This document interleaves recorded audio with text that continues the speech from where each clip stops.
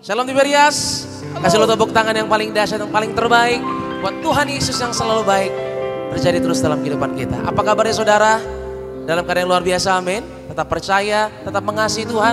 Sebab kita tahu apapun yang terjadi, kita punya Tuhan Yesus yang dahsyat, yang kuasanya selalu nyata dalam hidup kita. Saudara siap menyembah Tuhan, amin. Yang siap kasih lo tepuk tangan yang paling meriah. Hanya bagi Yesus yang kita sembah pagi hari ini. Sama-sama kita akan memulai ibadah kita saudara. Untuk itu mari kita satukan hati, kita bersatu di dalam doa. Bapa kami yang baik, Bapa kami yang kami sembah dalam putramu ya Tuhan Yesus. Kami datang Tuhan dengan syukur, kami datang Tuhan dengan hati yang percaya bahwa kami punya Tuhan yang nyata, terus memberkati, terus melindungi setiap kami dan menyertai jalan setiap pagi kami Tuhan. Kami mengucap syukur Tuhan Yesus di pagi yang indah ini. Kembali setiap kami jemaat-Mu Tiberias boleh datang di gerejamu Tiberias Kelapa Garinias. Maka kami boleh tersambung secara live streaming. Kami percaya bukan suatu kebetulan, tapi semua karena Tuhan yang campur tangan dalam kehidupan kami. Ini syukur kami Tuhan buat segenap kehidupan kami, kondisi keadaan kami putuskan untuk tetap mengucap syukur di hadapan Tuhan. Kami mau belajar percaya Tuhan bahwa apapun boleh terjadi, satu hal yang kami tahu bahwa kami yang hidup dalam janji Tuhan, kami pasti menerima kemenangan dari Engkau ya Bapa. Ini kami Tuhan Yesus berkati ibadah kami dari awal, pertengahan hingga pada akhirnya. Biar kuasa-Mu, hadirat-Mu nyata Tuhan bagi kami yang menyembah. Di dalam nama Yesus kami siap memuji-Mu Tuhan. Haleluya. Sama-sama katakan amin. Tepuk tangan yang paling meriah bagi Tuhan kita saudara. Sama-sama kita buka hati di hadapan Tuhan Yesus. Kita merindukan Tuhan lebih lagi dalam penyembahan kita. Walau ku harus berjalan dalam lembah kekelaman,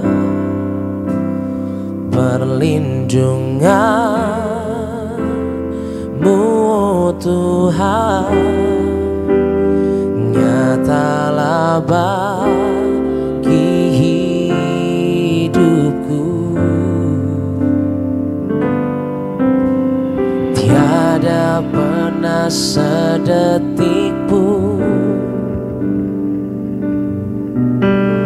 tiada pernah Kau tinggalkan. Sungguh mulia dan sempurna, hanya Kaulah yang disembah. Yesus Engkau juru selamatku, dalam janji-Mu kemenanganku. Selamanya kan ku nyatakan besar setiamu Tuhan di hidupku.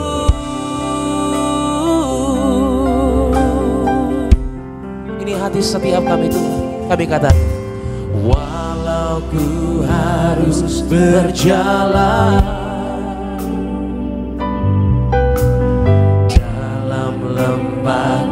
kekelaman, perlindungan-Mu oh Tuhan nyatalah bagi hidupku.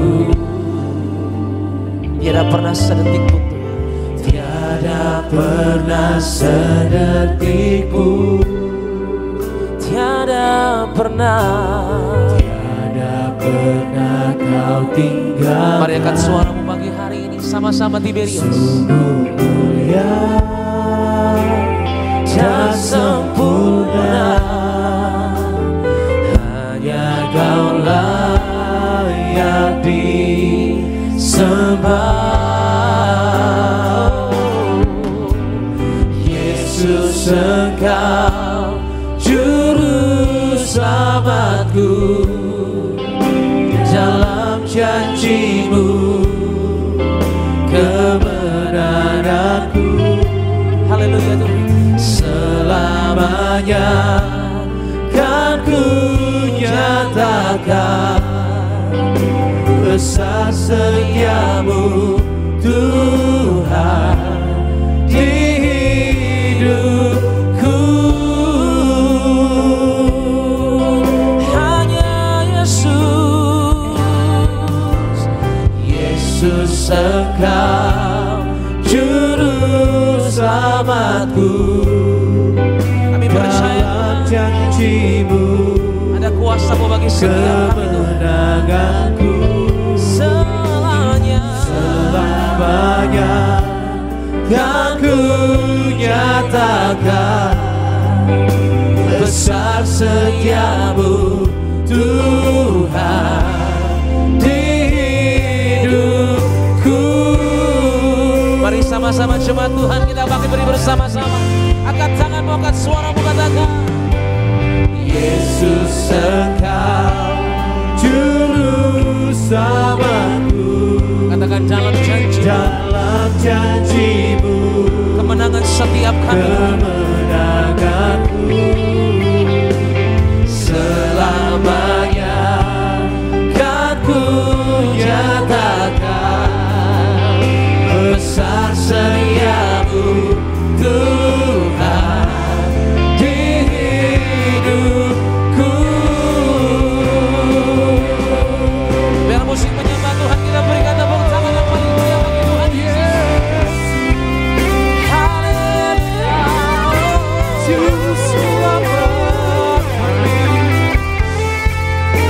Mari mengucap syukurlah. Kita hidup dalam janji Tuhan yang ajaib. Percaya kuasa-Mu hadir Tuhan. Mari buka hatimu untuk kuasa Tuhan pagi hari ini. Kita berikan tepuk tangan yang paling dahsyat bagi Yesus Kristus Tuhan. Katakan hanya Yesus, haleluya. Yesus Engkau juru selamatku. Dalam janji-Mu, kemenanganku.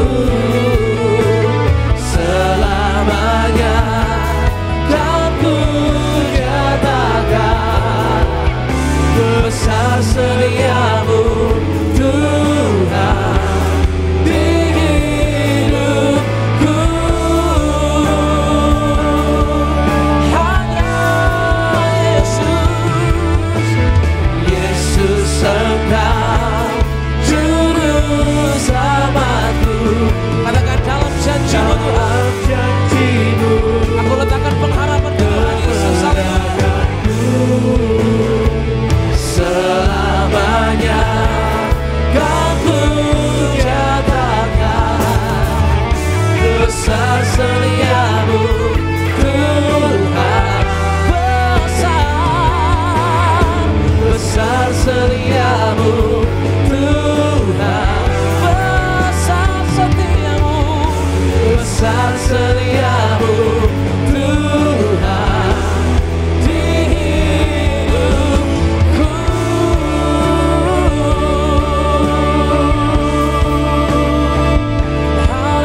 haleluya.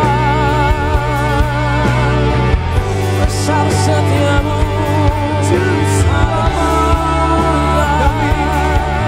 Tuhan dan Raja kami. haleluya.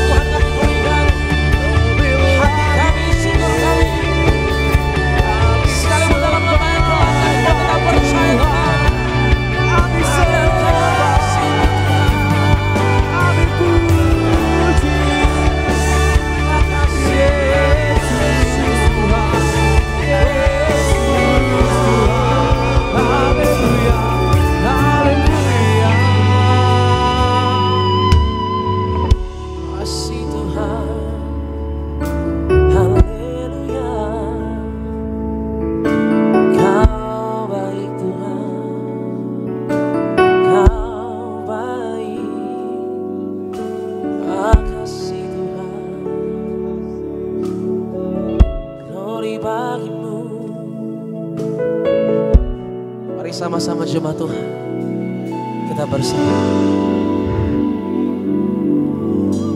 Yesus Engkau Juru Selamatku, dalam janji-Mu kemenanganku, selamanya kan ku nyatakan besar setiamu Tuhan di hidupku.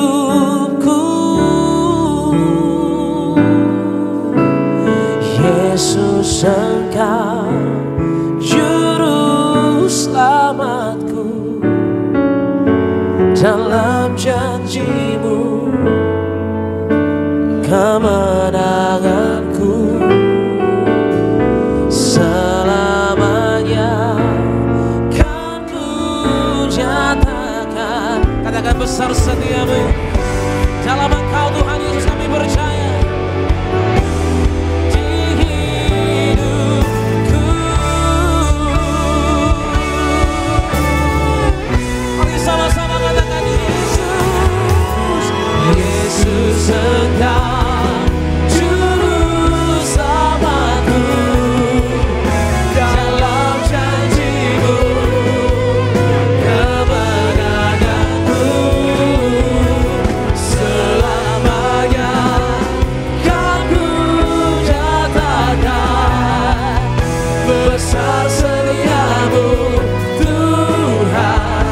besar setiamu, besar setiamu Tuhan,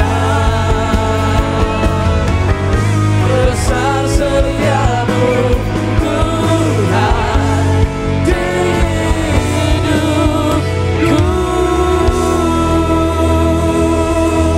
Berikan tepuk tangan yang paling dahsyat bagi Tuhan Yesus. Haleluya. Engkau Allah yang sungguh dahsyat Tuhan bagi setiap kami. Engkaulah Tuhan dan Juru Selamat kami Yesus. Dan ini kami yang percaya, ini kami yang seutuhnya berserah menantikan janji-janji-Mu terjadi dalam kehidupan kami.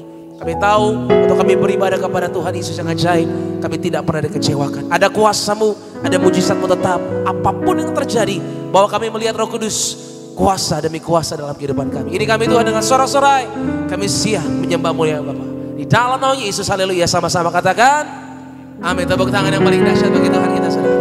Mari sekali kita berikan tepuk tangan yang meriah buat Tuhan Yesus. Haleluya. Mari kita puji Tuhan. Kasih salam kepada kita, katakan Yesus dahsyat. Haleluya.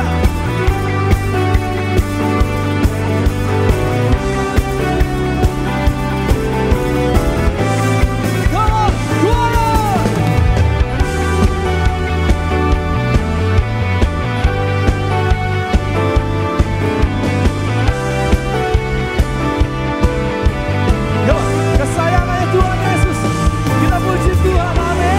Haleluya. Berikan tepuk tangan meriah buat Tuhan Yesus. Ku tak pandang dari gereja mana,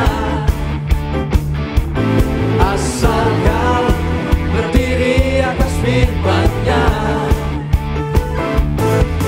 Bila hatimu sudah beri hatiku, Engkaulah saudara dan saudariku. Ku tak pandang dari suku mana, ku tak pandang dari suku mana, asal Kau berdiri atas firman-Nya.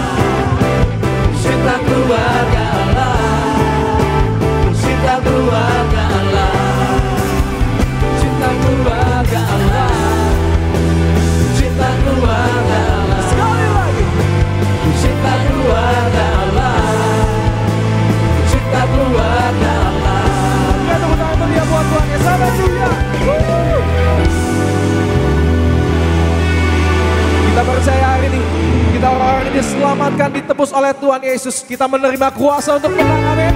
Kita kasih tepuk tangan meriah buat Tuhan Yesus. Haleluya. Kau diberi kuasa. Kau kuat.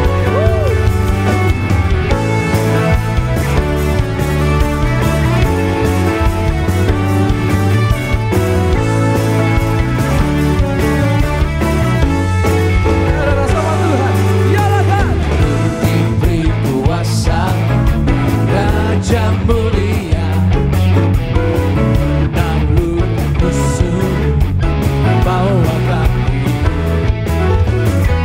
Pakai kuasa, Raja mulia, bila Allah ada bersamaku, siapa jadi lawanku? Come on, sama-sama. Sungguh besar Kau Tuhanku, Engkau perisai hidupku. Ku berdiri dengan iman, iman dalam Yesus Tuhan.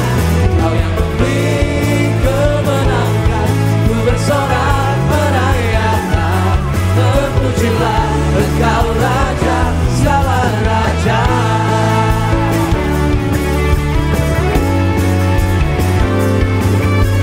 Sekali lagi kita mau nyatakan kami diberi kuasa sama Tuhan. Haleluya, come on. Diberi kuasa, Raja mulia, menaklukkan musuh, Tunjuk kakimu, come on. bawa kakimu. Pakai kuasa, Raja mulia, bila Allah ada bersamaku, siapa jadi lawanku? Bila Allah ada bersamaku, siapa jadi Sekali lagi bila Allah. Bila Allah ada bersamaku, siapa jadi lawanku? Sungguh besar Kau Tuhanku, Engkau merisai hidupku.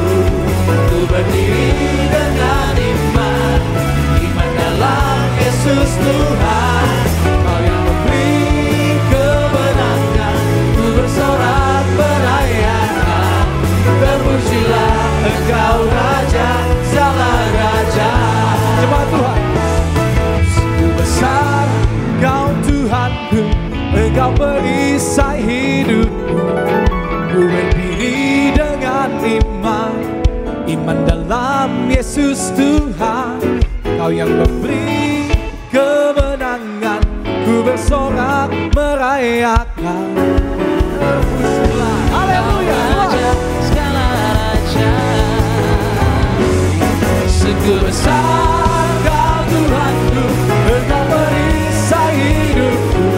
Ku berdiri dengan iman, iman dalam Yesus Tuhan. Kau yang memberi kemenangan, ku bersorak merayakan. Terpujilah Engkau Raja, segala raja.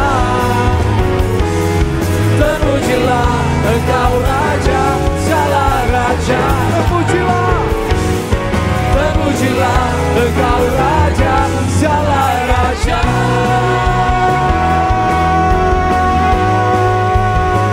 Haleluya, beri tepuk tangan meriah buat Tuhan Yesus. Dia Raja di atas segala raja. Namanya Yesus Kristus, Tuhan Allah kita yang hidup, amin. Sekali berikan tepuk tangan yang meriah buat Tuhan Yesus. Halo, silakan duduk Bapak Saudara yang kasih Tuhan Yesus. Maka sebelum kita diberkati lewat kebenaran firman Tuhan, mari sama-sama kita saksikan video highlight khotbah Gembala Sidang kita yang terkasih Ibu Pendeta Darniati Pariaji dengan judul Hidup Erat dengan Allah. Selamat menyaksikan, Tuhan Yesus memberkati. Menjadi sahabat Allah, maka kita harus mengasihi Tuhan lebih dari yang pada yang lainnya. Mengerti apa yang diperbuat oleh Allah. Mengetahui hal-hal yang dari Bapa. Mengenal isi hati dan rencana Allah. Mengerti kehendak Allah. Mengenal rahasia-rahasia kerajaan Allah. Mereka sahabatnya Allah. Berarti mempunyai hubungan pribadi dengan Allah. Dan melakukan segala perintahnya. Maka Tuhan pun mengenal nama kita. Tuhan Yesus adalah sahabat kita. Pertanyaannya sekarang adalah, apakah kita sekarang ini menjadi sahabatnya Tuhan Yesus. Abraham disebut sebagai sahabat Allah karena telah terbukti mengasihi Allah lebih dari segalanya. Tuhan dekat dengan orang-orang yang mempercayainya. Semakin kita mempercayai Tuhan, semakin dekat kita mengenalnya, percaya kepada jalan Tuhan. Walaupun kita kadang-kadang tidak mengerti dalam kehidupan dunia ini, terlalu bahaya jika kita hidup sendiri tanpa Tuhan. Karena iblis selalu berusaha menghancurkan kita. Berjalan dengan Allah, dan Allah sendiri yang akan berjalan di depan kita untuk menuntun kita. Kita harus mengizinkan Tuhan berjalan di depan kita. Kita harus menjadikan Tuhan nakhoda dalam kehidupan kita. Berjalan seirama dengan Tuhan artinya menurut caranya Tuhan dan waktunya Tuhan. Kita harus mengikuti rencana Tuhan bagi kita. Karena rencana Tuhan pasti selalu yang terbaik untuk hidup kita. Dan puji nama Tuhan, video selengkapnya dari khotbah Ibu Gembala Sidang kita yang terkasih Ibu Pendeta Darniati Pariaji dapat Bapak Ibu Saudara saksikan selengkapnya di YouTube channel Gereja Tiberias Indonesia. Dan tiba saatnya kami akan menyampaikan suara Gembala Sidang kita yang terkasih Ibu Pendeta Darniati Pariaji pada hari Minggu tanggal 16 Maret 2025 dengan tema Hidup dalam Kebenaran Yesus Kristus sebagai Kekuatan di Zaman Sukar. Roma pertama doa pembukaan, Tuhan Yesus, Engkau yang memberi perintah kepada gereja Tiberias untuk menyerukan agar manusia suci pikiran, suci perkataan, dan suci segala perbuatan. Tuhan Yesus, Engkau yang selalu mengingatkan apa gunanya punya dunia beserta dengan isinya tetapi kehilangan nyawanya. Berkati kami semua jemaat Tiberias, Engkau selamatkan dan diprogramkan untuk pesta di kerajaan sorga. Dalam nama Tuhan Yesus, haleluya, amin. Roma kedua. Hidup dalam kebenaran Yesus Kristus sebagai kekuatan di zaman sukar yang pertama. Kita harus berpegang pada firman Tuhan. 2 Timotius 3 ayat 14-15. Melalui ayat ini Paulus mengajarkan bahwa Timotius akan mengenal kebenaran. Bila Timotius tetap berpegang pada kebenaran. Timotius berpegang pada kebenaran karena sejak kecil ada orang-orang yang mengajarinya di dalam keluarga. Itu artinya kita sebagai orang yang sudah tahu kebenaran, mari muridkan keluarga atau orang-orang di sekitar kita. Dengan mengadakan mesbah keluarga atau di kalangan komunitas kita berada seperti orang-orang sekerja kita. Yang kedua, mengertikan dan praktekkan semua manfaat firman Tuhan. 2 Timotius 3 ayat 16-17. Permasalahan saat ini, banyak orang yang rajin beribadah tapi tidak mengenal kebenaran firman Tuhan. Itu karena mereka tidak mengerti hakikat firman Tuhan dan manfaatnya. Alkitab adalah tulisan yang diilhamkan Allah, bukan sekedar tulisan tokoh-tokoh agama. Jika kita tidak percaya Alkitab adalah tulisan yang diilhamkan Allah, kita tidak akan pernah sampai pada pengenalan akan kebenaran dan tidak akan mengalami semua manfaat firman Tuhan dalam hidup kita. Yang ketiga, kuatkan iman kita. Punya iman yang teguh kepada Yesus Kristus. Lukas 18 ayat 1-8. Setiap zaman memiliki tantangannya sendiri. Alkitab menceritakan tentang zaman yang dihadapi umat Tuhan di masa akhir. Pada akhir zaman orang-orang akan memberontak terhadap orang tua, tidak dapat mengekang diri, tidak suka yang baik dan lebih menuruti hawa nafsu ketimbang Allah.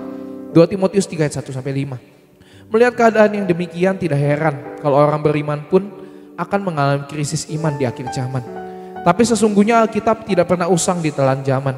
Alkitab lebih dari ilmu manusia. Jadi Allah menghendaki kita tidak menjadi serupa dengan dunia. Sebagai anak-anak Allah kita harus berbeda dengan dunia ini dan miliki iman yang teguh kepada Tuhan Yesus di akhir zaman. Doa penutup. Tuhan Yesus, kami berdoa agar kami hidup sepenuhnya di dalam Engkau dan hidup di dalam kekudusan. Menjadi pelaku daripada firman-Mu, hidup menyenangkan hati Engkau, tidak mendukakan hati Engkau dan tidak mendukakan hati sesama. Engkau menghendaki agar nama kami tercatat dalam kitab kehidupan di sorga. Kalau sampai nama kami tidak tercatat sesuai di dalam Wahyu 20 ayat 14-15, kami akan mengalami kematian kedua yaitu lautan api. Kami bersungguh-sungguh hidup di dalam Engkau sepenuh-penuhnya dan biarlah Allah Roh Kudus selalu mengurapi kami, memenuhi roh, jiwa dan tubuh kami. Dan dalam hidup ini kami mau selalu bertobat dan bertobat, belajar dan belajar setiap hari, belajar firman-Mu, mendalami firman-Mu dan melakukannya. Dalam nama Tuhan Yesus, kami percaya kalau kami hidup sepenuh-penuhnya di dalam Engkau, maka terjadilah doa yang Kau ajarkan sendiri, yaitu hidup kami di bumi seperti di dalam sorga. Dalam nama Tuhan Yesus, haleluya, amin. Kita berikan tepuk tangan yang meriah buat Tuhan Yesus. Tiba saatnya kita akan bersama-sama mendengarkan kebenaran firman Tuhan. Mari kita siapkan hati kita.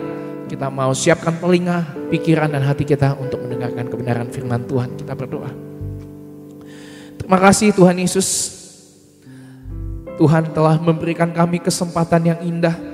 Kami boleh bersekutu dengan Tuhan Yesus lewat setiap pujian, penyembahan, lawatan dan camahan Tuhan dalam hidup kami. Maka terima kasih Tuhan Yesus. Kami sekarang butuh firman-Mu Tuhan. Maka Tuhan Yesus yang teduhkan hati, pikiran dan juga telinga kami Tuhan. Agar setiap kebenaran firman Tuhan tidak akan pernah kembali dengan sia-sia. Tetapi melakukan segala perkara dalam hidup kami dan pastinya firman Tuhan digenapi. Maka hari ini Tuhan kami siapkan hati kami untuk mendengarkan kebenaran firman Tuhan. Haleluya. Sama-sama kita katakan amin. Mari kita siapkan hati kita. Kita dudukkan hati kita lebih lagi. Kita mau sambut kebenaran firman Tuhan pada pagi ini. Makasih Tuhan Yesus. Makasih Tuhan.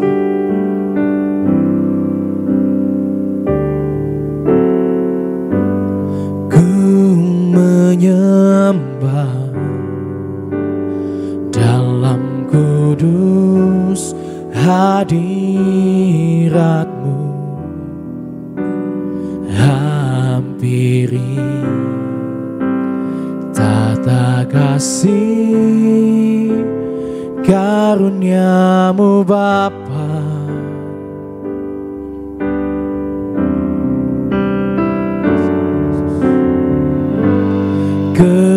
Kekuatanku hanya dalam hadirat-Mu, Yesusku. Hanya Kaulah segalanya.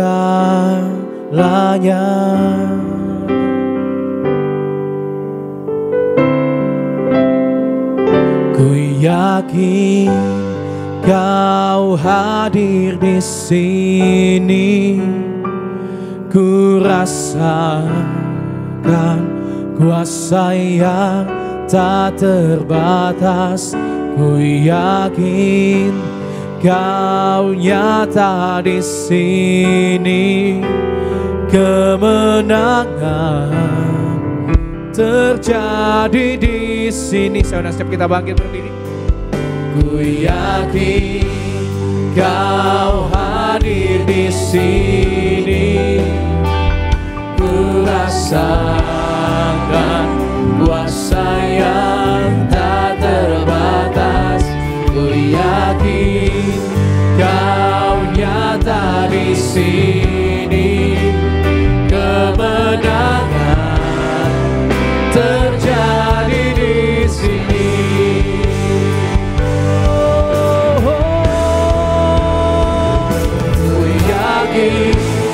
Kau hadir di sini.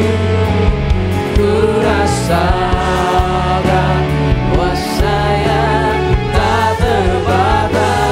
Ku yakin Kau nyata di sini.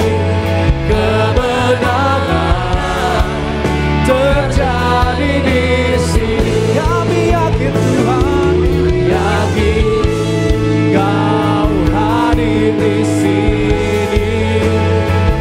Ku rasakan kuasa yang tak terbatas. Ku yakin Kau nyata di sini. Kemenangan terjadi di sini.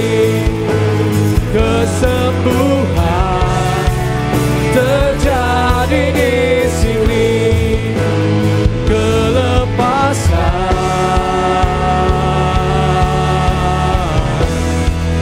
terjadi di sini.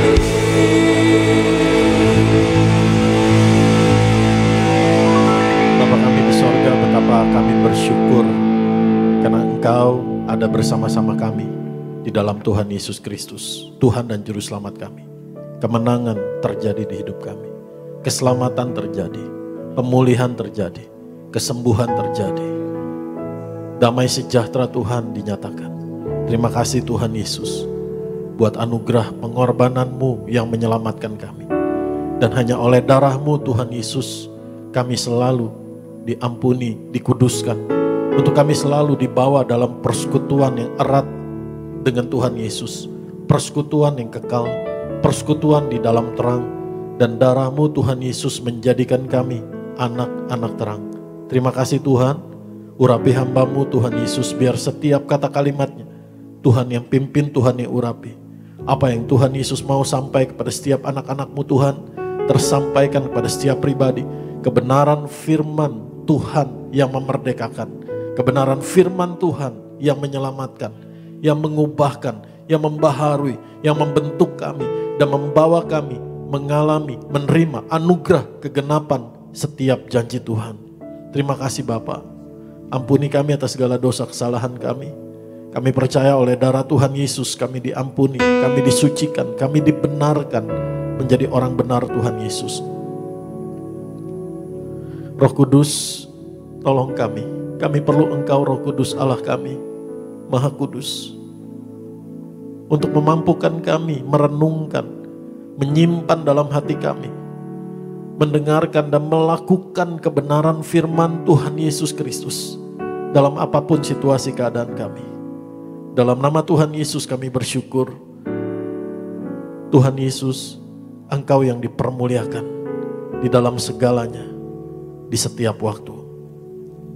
Dalam nama Tuhan Yesus, kita katakan amin.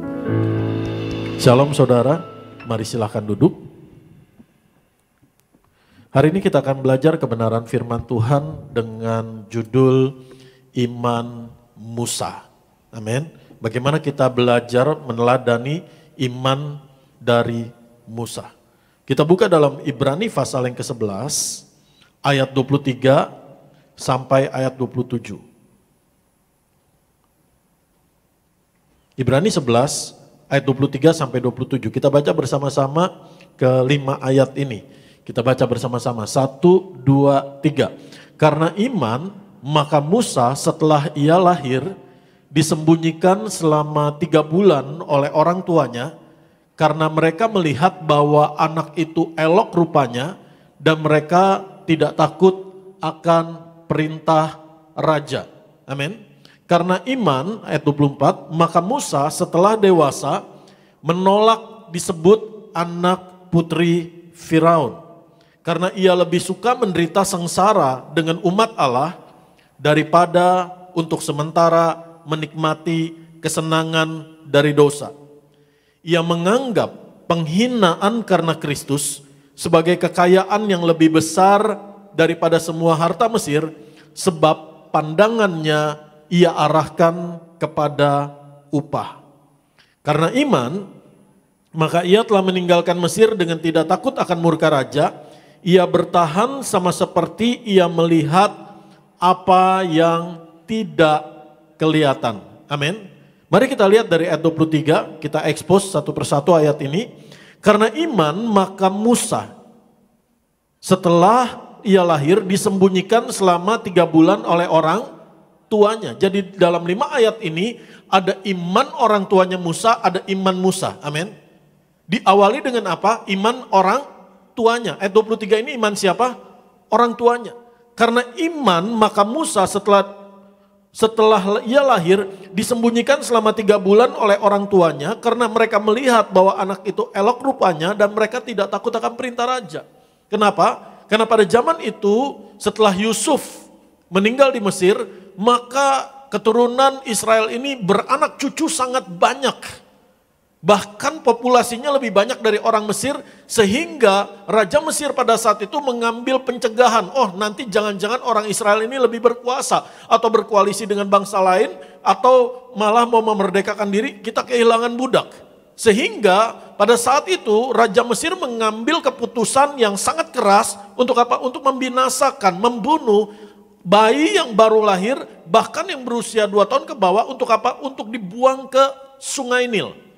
Mari kita lihat dalam Keluaran pasal yang ke-1. Keluaran pasal yang ke-1 ayat yang terakhir di sana. Keluaran pasal yang ke-1 ayat 22. Lalu Firaun memberi perintah kepada seluruh rakyatnya, lemparkanlah segala anak laki-laki yang lahir bagi orang Ibrani ke dalam sungai Nil, tetapi segala anak perempuan biarkanlah hidup. Bagaimana perjalanan Musa ketika Musa diselamatkan oleh Tuhan? Ada rancangan Tuhan, ada rencana Tuhan, ada pilihan Tuhan, ada tujuan Tuhan dalam hidup Musa. Mari kita lihat Keluaran pasal 2 ayat yang ke-1. Seorang laki-laki dari keluarga Lewi kawin dengan seorang perempuan Lewi. Jadi kalau dari suku Lewi mereka melayani kemah suci, saudara. Lalu mengandunglah ia dan melahirkan seorang anak laki-laki. Ketika dilihatnya bahwa anak itu cantik, disembunyikannya 3 bulan lamanya. Tetapi ia tidak dapat menyembunyikannya lebih lama lagi, sebab itu diambilnya sebuah peti pandan, dipakalkannya dengan gala-gala dan ter, diletakkannya bayi itu di dalamnya dan ditaruhnya peti itu di tengah-tengah teberau di tepi sungai Nil. Jadi dimasukin ke keranjang, saudara, bayi Musa yang masih 3 bulan itu, kalau secara logika manusia enggak ditaruh di sungai gitu, saudara, seperti keadaan yang terombang-ambing. Tapi saya enggak menyebutnya terombang-ambing. Kenapa? Karena ada mata Tuhan mengawasi, ada tangan Tuhan menjaga, ada rancangan Tuhan yang memelihara hidup Musa. Saudara akan menemukan dalam ayat-ayat yang akan kita baca, bukan kebetulan, bukan kebetulan. Amin. Tuhan menuntun di saat yang tepat, di tempat yang tepat, ketemu orang yang tepat untuk rancangan Allah terjadi digenapi. Amin. Mari kita lihat di sana. Kakaknya perempuan berdiri di tempat yang agak jauh untuk melihat apakah yang akan terjadi dengan dia. Seorang bayi ditaruh di keranjang, ditaruh di sungai dalam keadaan yang gak berdaya. Betul? Ngikutin arus sungai, terus apa yang terjadi? Maka datanglah putri Firaun untuk mandi di sungai Nil, sedang dayang-dayangnya berjalan-jalan di tepi sungai Nil. Bukan kebetulan. Saat itu putri Firaun ada di sungai Nil. Lalu terlihatlah olehnya peti yang di tengah-tengah teberau itu, maka disuruhnya hambanya perempuan untuk mengambilnya. Kalau waktunya nggak tepat, beda sekian menit, beda sekian detik, matanya nggak tertuju ke peti itu juga nggak terjadi. Tapi Tuhan yang buat terjadi. Bukan kebetulan. Katakan sama saya, bukan kebetulan. Semua rancangan Tuhan. Amin. Mari kita lihat kembali di sana. Ketika dibukanya, dilihatnya bayi itu dan tampaklah anak itu menangis. Sehingga belas kasihanlah ia kepadanya dan berkata, tentulah ini bayi orang Ibrani. Mungkin ada kain yang khas, dandanan yang khas, yang tahu ini pasti orang Ibrani. Lalu ayat yang ke-7, lalu bertanyalah kakak anak itu kepada putri Firaun, akan kupanggilkah bagi tuan putri seorang inang penyusu dari perempuan Ibrani untuk menyusukan bayi itu bagi tuan putri? Bukan kebetulan kakaknya Musa bisa ketemu sama tuan putri. Lalu mengajukan suatu ide. Sahut putri Firaun kepadanya, baiklah. Lalu pergilah gadis itu memanggil siapa? Ibu bayi itu. Jadi bukan kebetulan tetapi rancangan Tuhan. Musa diasuh, Musa dibesarkan, Musa dirawat, Musa dididik oleh ibunya sendiri. Maka berkatalah putri Firaun kepada ibu itu, bawalah bayi ini dan susukanlah dia bagiku, maka aku akan memberikan upah kepadamu. Kemudian perempuan itu mengambil bayi itu dan menyusuinya.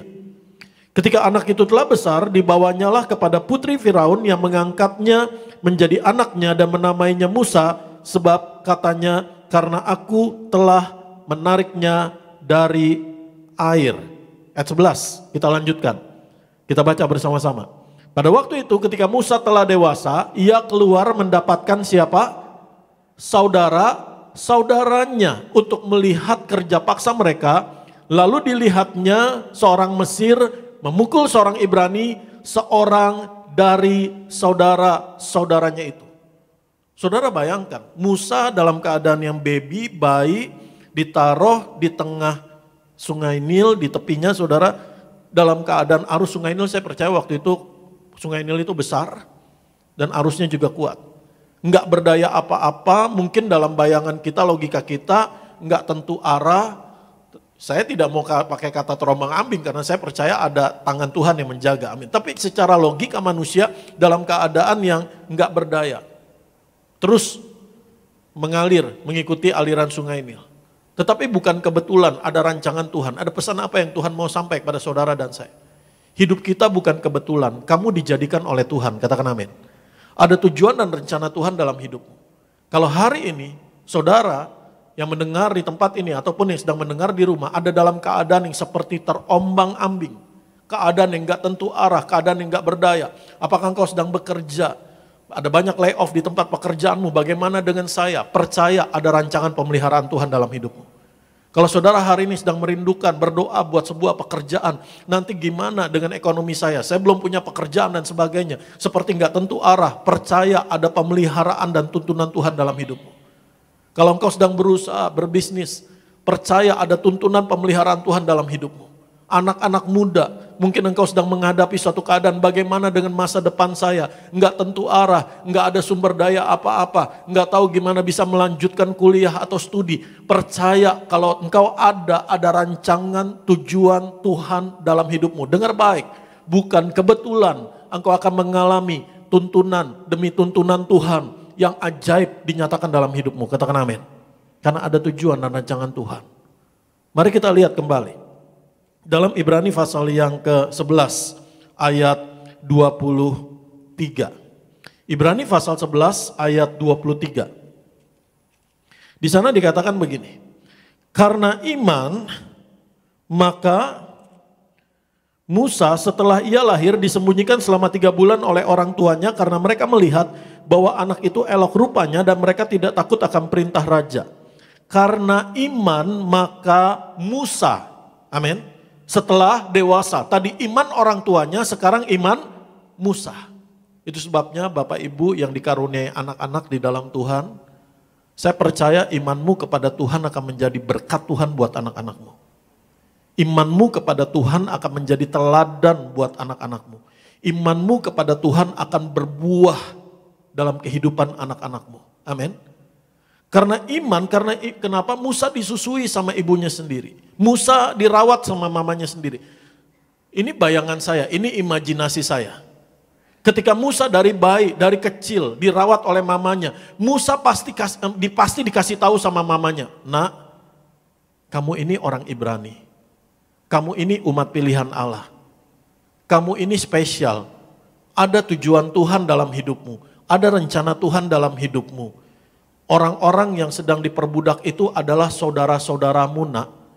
Itu sebabnya ketika dewasa, Musa dirawat oleh ibunya. Tetapi Musa ada di dalam istana. Musa dibesarkan secara budaya Mesir. Musa ada di fasilitas Mesir. Tetapi ketika ia melihat seorang Ibrani disiksa oleh orang Mesir, apa yang firman Tuhan katakan? Ia melihat itu saudaranya. Sampai 2 kali, tadi kita baca ayat yang ke-11. Ia melihat saudaranya. Kitab Keluaran itu ditulis oleh siapa? Musa. Jadi Musa sedang memberi kesaksian sendiri. Ketika Musa dewasa, Musa nggak menganggap orang Israel itu sebagai budak dan dia orang Mesir. Tetapi Musa tahu, Musa yakin, Musa percaya. Orang Ibrani itu adalah saudara-saudaranya karena dia adalah seorang Ibrani. Mari kita lihat ayat 24. Karena iman maka Musa setelah dewasa menolak disebut anak putri Firaun, menolak disebut anak putri Firaun. Artinya apa? Musa mengambil keputusan akan identitasnya. Dia ada di tengah Mesir, dia dibesarkan secara budaya Mesir, secara tradisi Mesir, dia dibesarkan dengan fasilitas Mesir, dia disebut oleh banyak orang anak putri Firaun, tetapi setelah dewasa dia menolak disebut anak putri Firaun. Bahkan Musa dalam kesaksiannya dalam Keluaran 2 ayat yang ke-11, ia menyebut orang Ibrani adalah saudara-saudaranya. Artinya apa? Dia menyebut dirinya sendiri adalah umat pilihan Allah. Karena iman, katakan amin. By faith, alat musik ini disebut instrumen musik, betul? Karena bagaimana saudara mendengar bunyi, bagaimana saudara bisa menikmati berkat fungsi dari musik ini? Karena ada instrumennya, betul?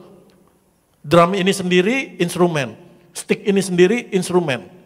Saudara akan bisa mendengar bunyinya kalau saudara pakai instrumen ini, betul? Kalau saudara hanya diam saja, instrumennya nggak dipakai, saudara nggak akan mendengar bunyinya, betul? Kalau saudara pakai, gunakan, maka akan bunyi, alat musik ini akan menjadi berkat buat kita, betul? Demikian juga iman itu dasar, iman penting, tetapi iman adalah instrumen untuk kita menerima kegenapan janji-janji Allah. Iman menjadi instrumen untuk kita berjalan, percaya ada Tuhan menyertai, ada Tuhan menuntun, ada Tuhan menjaga. Iman membuat saudara dan saya menerima, mengalami apa yang menjadi rancangan Tuhan dalam hidup kita. Katakan amin. Alat musik itu didesain untuk berbunyi, betul? Dirancang untuk berbunyi, dirancang untuk menjadi berkat, untuk memberikan musik. Tapi kalau nggak ada instrumennya, nggak bisa jadi. Demikian juga saudara dan saya dirancang untuk mengalami kegenapan janji Allah. Tetapi diperlukan instrumennya, yaitu apa? Iman, percaya. Sekalipun tidak ada dasar untuk berharap. Sekalipun tidak ada bukti untuk melihat, percaya. Mari kita lihat yang pertama, by faith. Karena iman, tolong poinnya di sana, adalah apa? Menyadari identitasmu dan mengambil keputusan akan identitas kita. Jadi poin yang pertama, sama seperti Musa setelah dewasa, ia menolak disebut putri Firaun. Kenapa? Karena ia menyadari identitasnya. Bahwa dia adalah seorang Ibrani. Bahwa dia adalah umat pilihan Allah. Ada tujuan Allah, ada rancangan Allah untuk membebaskan umatnya dari perbudakan di Mesir. Kenapa? Karena Tuhan janji melalui apa? Perkataan Yusuf. Sebelum Yusuf meninggal, Yusuf kasih tahu, kalau saya mati nanti tulang belulang saya bawa keluar dari negeri ini. Dan mereka pegang janji itu. Amin. Demikian juga saudara dan saya. Bagaimana kita berjalan menikmati kegenapan, mengalami kegenapan rancangan Allah, tujuan Allah di dalam hidup kita. Menerima, mengalami janji-janji Tuhan terjadi di hidup kita, mengalami penyertaan Tuhan di dalam hidup kita. Dimulai dari yang pertama, sadari akan identitasmu dan mengambil keputusan yang benar akan identitasmu. Amin.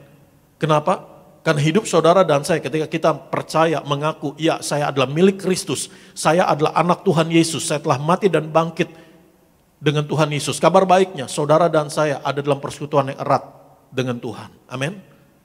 Saya percaya ini bukan kabar buruk, tetapi saudara dan saya harus siap juga kita ada dalam peperangan rohani. Puji Tuhan tuh imannya sebelum disebut peperangan rohani udah amin duluan. Kecepatan juga kali. Kita ada dalam peperangan rohani. Kenapa? Karena iblis lawan kita akan selalu berusaha menipu dan pertama-tama sasaran pertama yang untuk ditipu, dicobai, dibuat bimbang, dihancurkan adalah apa? Identitas saudara dan saya. Ketika Tuhan Yesus dicobai oleh iblis, pencobaan yang pertama kali iblis punya kesempatan untuk mencobai Tuhan Yesus. Apa yang dicobai, apa yang diragukan, apa yang coba dirubuhkan? Identitasnya Tuhan Yesus.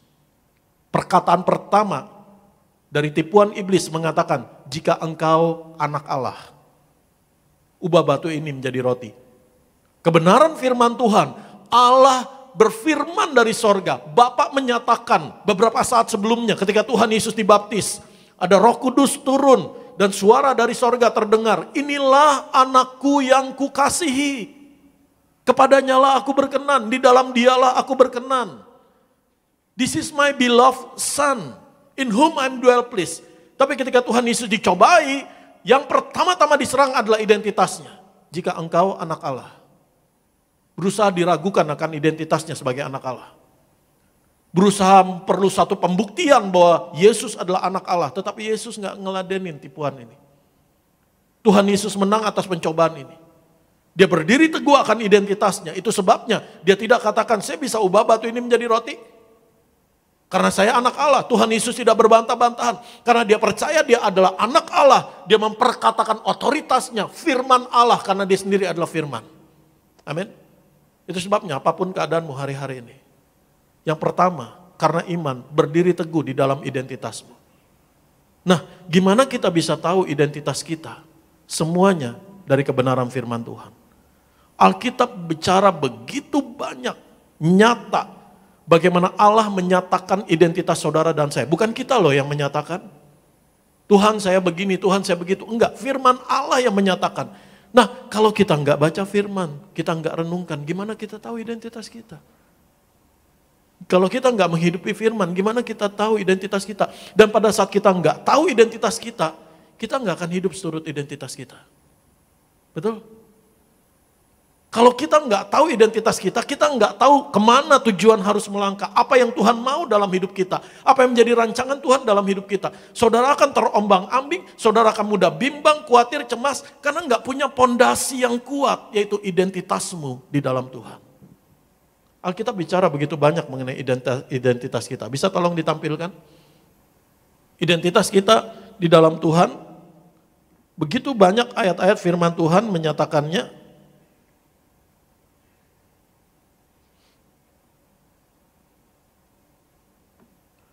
Bahwa kita adalah anak Allah. Kita disebut sahabatnya Kristus. Amin. Kita adalah ciptaan yang baru di dalam Tuhan Yesus. Kita adalah orang benarnya Allah. Kita adalah orang kudusnya Allah.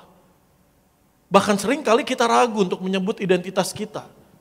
Padahal firman Tuhan sudah dengan sangat jelas menyatakan identitasmu. Kenapa? Karena iblis berusaha mendakwa. Menipu. Supaya kita bingung. Masa sih saya orang kudusnya Allah? Saya masih struggling dengan dosa. Saya masih hidup gak benar di hadapan Tuhan. Justru, kalau engkau goyang, engkau bimbang. Di situ dosa akan terus berkuasa. Tetapi ketika engkau percaya, memperkatakan semuanya adalah hasil pengorbanan Tuhan Yesus. Identitas kita adalah bukan hasil usaha kita untuk menjadi seperti itu. Tetapi darah Yesus yang menjadikan saudara dan saya. Ketika kita mengucap syukur senantiasa, Tuhan terima kasih. Buat pengorbananmu, buat kematianmu, kebangkitanmu, mengampuni saya, menanggung segala pelanggaran saya, menjadikan saya orang benar. Benar kita akan masih ketemu dengan godaan dosa. Kita masih bisa buat dosa dalam tubuh kita. Masih bisa jatuh dalam dosa. Masih bisa digoda oleh dosa, masih memiliki kelemahan. Tetapi kalau kamu menyadari identitasmu, kamu nggak ada niat dengan sengaja untuk buat dosa atau hidup dalam dosa atau berkesinambungan di dalam dosa, tetapi kerinduanmu untuk selalu hidup dalam kekudusan dan kebenaran. Katakan amin.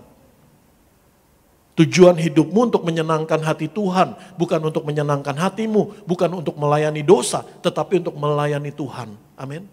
Dan di situ engkau akan terus diproses Tuhan, dibaharui, disempurnakan, disucikan, menanggalkan kehidupan yang lama. Tidak lagi tertipu oleh godaan dosa, tetapi mengarahkan pandangan kepada tujuan dan rancangan Tuhan. Dimampukan Tuhan, bukan karena kekuatan kita, berjalan dalam kekudusan dan kebenaran. Dimulai dari apa? Sadari identitasmu di dalam Tuhan.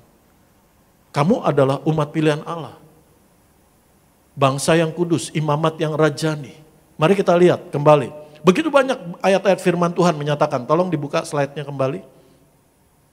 Bahwa kita dijadikan satu di dalam Kristus. Kita telah dibeli dengan harga yang sangat mahal. Kalau kita menyadari identitas kita dan mengambil keputusan akan identitas kita, hidup saya harganya adalah pengorbanan darah Tuhan Yesus. Engkau enggak akan hidup secara murahan. Betul? Identitas kita adalah bahwa kita adalah kudus, orang-orang kudusnya Allah. Alkitab menyebut saudara dan saya orang-orang kudusnya Allah, orang-orang benarnya Allah, anak kerajaan sorga, ahli waris kerajaan sorga. Kalau kamu menyadari identitas hidupmu, anak-anakmu, keluargamu adalah ahli waris kerajaan sorga, engkau gak akan khawatir akan masa depan keluargamu. Kita melakukan yang terbaik yang kita bisa lakukan dalam pekerjaan, dalam usaha, dalam sekolah dan sebagainya. Tetapi kita tidak akan khawatir akan masa depan. Kenapa? Karena anak-anakmu pun ahli waris kerajaan sorga. Hidupmu pun ahli waris kerajaan sorga. Amin. Mari kita lihat kembali di sana. Kita adalah saksi Kristus. Kita adalah garam dan terang dunia. Firman Tuhan menyatakan identitasmu. Kamu anak-anak terang, bukan lagi anak-anak kegelapan. Kamu telah dipindahkan ke dalam kerajaan terang. Kamu telah dilepaskan dari segala bentuk kegelapan. Kalau orang gak menyadari identitasnya, ada banyak anak-anak Tuhan yang katakan, Pak, tolong doain Pak, kayaknya tetangga saya guna-guna saya. Kayaknya tetangga saya nyantet saya. Akhirnya apa yang timbul apa? Kebencian sama orang itu. Kepahitan sama orang itu. Padahal, belum tentu kebenarannya dia buat yang jahat dalam hidupmu. Tapi pikiran kita ditipu untuk berpikir yang jahat kepada orang lain.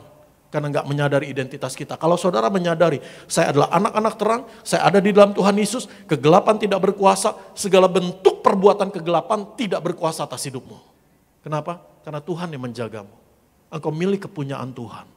Hidupmu dimerdekakan, bukan benci sama orang yang nggak jelas, nggak ada dasar, nggak ada fakta. Akhirnya luka hati, kepahitan, dari situ hatimu rusak dan hidupmu jadi tambah rusak. Sadari identitasmu. Mari kita lihat kembali. Kamu adalah anggota tubuh Kristus. Amin. Kalau anggota tubuh, nggak mungkin dalam kesadaran yang normal, sehat.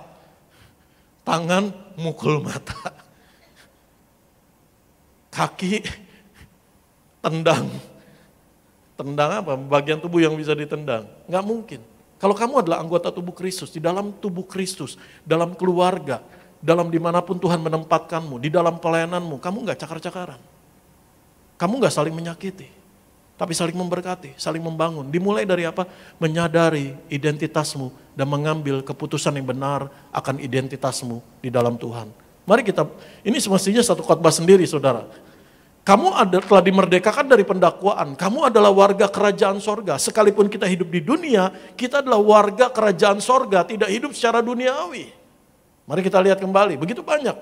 Kamu telah dibebaskan dari segala tuntutan. Kamu adalah pelayan pendamaian, bukan pelayan gosip, bukan provokator, bukan kompor. Yang kalau ada masalah malah manas-manasin, tuh kan bener apa kata gua. Emang dia begitu? Enggak. Kamu menjadi pelayan pendamaian. Pelayan pendamaian antara orang yang belum mengenal Tuhan dengan Tuhan oleh darah Tuhan Yesus, oleh kasih Tuhan, oleh anugerah Tuhan. Kalau ada dua orang yang berselisih, saudara bisa menjadi pelayan pendamaian di sana. Untuk mereka diperdamaikan. Kamu ada memiliki akses kepada Allah. Firman Tuhan yang menyatakan oleh darah Yesus kita memiliki jalan masuk. Sementara seringkali kita ragu, doa saya didengar sama Tuhan gak ya? Saya dulu pernah punya teman, yang kalau saya ajakin ke gereja, dia bilang begini, Ted, kirim salam aja deh sama Tuhan Yesus. Gimana Tuhan mau nerima gue katanya? Semalam aja baru habis dugem. Tetapi ternyata dia orang yang paling disayang dan dijumpai Tuhan Yesus. Ada waktu dia mengalami pengalaman pribadi dengan Tuhan Yesus dan hidupnya diubahkan melayani Tuhan Yesus. Sangat giat dan menghasilkan buah yang nyata. Amin. Jadi jangan kirim salam sama Tuhan Yesus. Barangkali kamu orang yang paling dijumpai Tuhan. Mari kita lihat kembali di sana.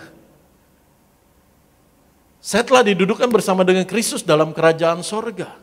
Kalau kamu menyadari kebenaran firman Tuhan ini, Dia telah menjadikan kita untuk duduk bersama dengan Tuhan Yesus dalam kerajaan sorga. Kamu gak akan menukar dengan tawaran dunia berapapun besarnya, berapapun indahnya, kelihatannya, dengan kemuliaan kekal yang Tuhan berikan. Kamu gak akan bingung dengan keselamatanmu. Nanti neraka apa sorga ya, lalu hidup dalam ketakutan, nanti kalau masuk neraka mulai ngebayangin apinya dan sebagainya. Sehingga hidupmu terkuras, pikiranmu terkuras, damai sejahteramu terkuras, sukacitamu tercuri. Itu gak akan terjadi kalau kamu menyadari identitasmu. Oleh pengorbanan Tuhan Yesus, saya telah didudukkan bersama Tuhan Yesus di dalam kerajaan sorga. Sehingga hidupmu jelas, berjalan dalam rancangan Allah. Hidup untuk kekekalan, bukan untuk kesementaraan. Katakan amin. Mari kita lihat kembali. Kita tidak dapat dipisahkan dari kasih Allah. Kalau kita menyadari identitasmu di dalam Tuhan Yesus, firman Tuhan yang menyatakannya, apapun keadaannya, apapun situasinya, engkau akan kuat di dalam Tuhan karena percaya ada kasih Allah menyertaimu. Kamu ditetapkan, kamu diurapi, dimeteraikan oleh Allah. Kita dijamin bahwa Allah turut bekerja dalam segala sesuatu mendatangkan kebaikan buat kita. Kita dipilih, ditetapkan untuk menghasilkan buah. Terus, kita beroleh keberanian dan jalan masuk kepada Allah di dalam Tuhan Yesus. Kita dapat menanggung segala perkara di dalam Tuhan Yesus yang memberi kita kekuatan. Kita adalah ranting dari pokok anggur yang benar. Kita adalah bait Allah. Terus, kita adalah kepenuhan Kristus. Hidup kita tersembunyi bersama dengan Kristus di dalam Allah. Kita adalah orang benar yang dibenarkan Allah. Kita adalah kawan sekerja Allah. Betapa kita pengen menerima jabatan yang paling tinggi kalau bisa jadi presiden direktur, presiden komisaris. Padahal saudara dan saya telah menerima panggilan Allah yang jauh lebih besar dari apa yang dunia bisa tawarkan. Yaitu kamu menjadi kawan sekerja Allah. God's co-worker. Panggilan yang luar biasa. Allah bisa memakai orang lain, Allah bisa menggunakan instrumen apapun. Tapi kalau Allah memanggil saudara dan saya untuk menjadi kawan sekerjanya, itu hanya anugerah Tuhan Yesus dalam hidup kita. Kita adalah buatan Allah untuk melakukan pekerjaan yang baik. Terus kita percaya akan karya Allah yang baik dimulai dalam kita dan akan terus diteruskan sampai selesai. Kita telah ditebus, kita telah diampuni, kita telah diangkat menjadi anak Allah, kita telah menjadi ahli waris kerajaan sorga. Alkitab begitu banyak mengenai identitas saudara dan saya. Ada lagi? Sudah selesai? Masih banyak lagi yang belum didaftarkan dalam daftar ini. Dan saudara dan saya akan memiliki keyakinan iman. Kalau saudara dan saya terus merenungkan firman Tuhan. Dan firman Tuhan ini kebenaran yang akan memerdekakanmu. Kebenaran yang akan menyingkapkanmu, identitasmu di dalam Tuhan. Dan iblis berusaha menipu akan identitas kita, tetapi engkau akan kuat berdiri teguh dalam identitasmu, tidak goyah. Yang kedua, mari kita lihat. Ayat yang ke-25, ayat 25. Ibrani 11 ayat 25. Kita baca. Karena ia lebih suka menderita sengsara dengan umat Allah daripada untuk apa? Sementara menikmati kesenangan dari dosa. Jadi kalau kita sudah menyadari identitas kita, poin yang kedua, karena iman, by faith, kita akan hidup dalam integritas imanmu. Katakan amin. Ia lebih suka menderita sengsara dengan umat Allah. Kenapa? Karena Musa menyadari saya umat Allah. Walaupun keadaan saya menderita sekarang, tetapi saya percaya ada janji Allah yang akan digenapi. Ada janji Tuhan. Saya percaya janji Tuhan kepada Abraham, Ishak, Yakub, Yusuf terdengar oleh bangsa Israel. Bahwa setelah 400 tahun mereka akan dipimpin Tuhan menuju negeri yang berlimpah susu dan madunya. Negeri yang berlimpah-limpah di sana segala berkat yang baik dari Tuhan. Dan mereka menanti-nantikan itu. Itu sebabnya Musa hidup dalam integritas imannya. Dan tidak menukar kesenangan sementara dari dosa. Saudara bisa berimajinasi, bayangkan posisi Musa pada saat itu. Anak putri Firaun loh. Dia tinggal begini aja. Pelayan, tolong ini, tolong itu. Buat ini, buat itu. Terjadi, semuanya jadi. Kenapa? Karena ada otoritas di perkataannya. Dia diberikan fasilitas, dia diberikan kuasa, dia diberikan jabatan, dia diberikan pengaruh. Dia diberikan kekayaan. Tapi Musa hidup dalam integritas imannya. Dia lebih memilih menderita sengsara dengan umat Allah daripada untuk menikmati kesenangan sementara dari dosa. Kalau dosa nggak menyenangkan, nggak ada orang buat dosa. Dosa kelihatannya menyenangkan, tetapi menghancurkan, merusakkan, bahkan kalau nggak bertobat, membinasakan. Jadi jangan menukar kekekalan, keselamatan, kemuliaan Tuhan yang begitu kekal, panggilan Tuhan, rancangan Tuhan, identitas yang Tuhan berikan dalam hidupmu, yang adalah hasil pengorbanan Tuhan Yesus, dengan kesenangan dari dosa yang hanya beberapa saat, beberapa menit. Jangan menukar itu. Hidup dalam integritas imanmu, katakan amin. Karena ada upah.